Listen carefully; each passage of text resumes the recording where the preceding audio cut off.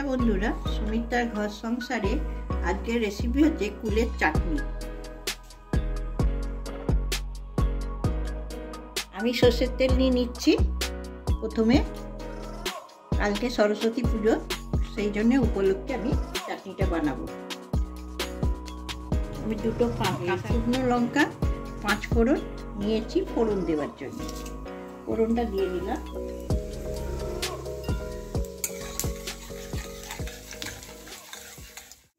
এখানে আমার 500 কুল আছে। আমি কুলগুলো ফাটিয়ে নিচ্ছি।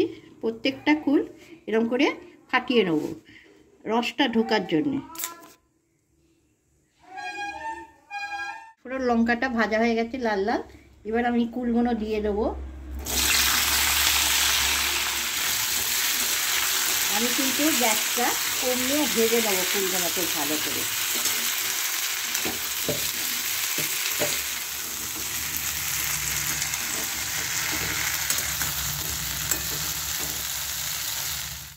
ভাজা হয়ে গেছে, একটু লাল লাল হয়ে গেছে।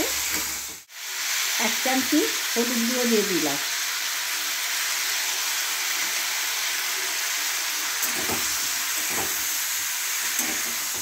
1 চামচি নুন দিয়ে দিলাম। 1 চামচি নুন দেবো। কুলের টক তো নুনটা হলে বেশি দিন থাকবে না। 500 কুল আছে। এখানে আমি আখের গুড় 400 গ্রাম দিয়ে দিচ্ছি। 400 গুড়ই লাগবে।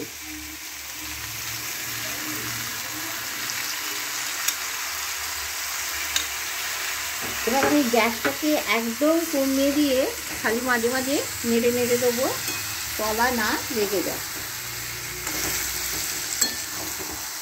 আমার ফুলগুলো কি সুন্দর ভাজা হয়েছে দেখুন।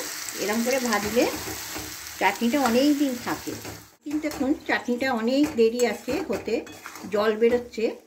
আমি এখন নাড়িয়ে যাব, মাঝে মাঝে এসে এসে নাড়িয়ে যাব। মিনিট আধ ঘন্টা লাগবে। গ্যাসে কিছুক্ষণ চাপে রেখে দেবো।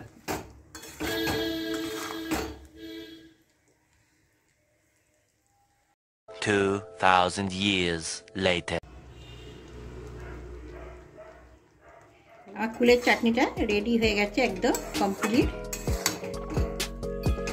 আপনার যদি ভালো লাগে আপনাদের আমাকে সাবস্ক্রাইব করবেন, লাইক করবেন, কমেন্ট করবেন। আমার কুলের চাটনিটা একদম রেডি হয়ে গেছে। আমি এবার গ্যাসটা নিভে দিচ্ছি। উপরে আমি একটু ভাজা মশলা দিয়ে দেবো। আমি একটু ভাজা মশলা দিয়ে দিলাম।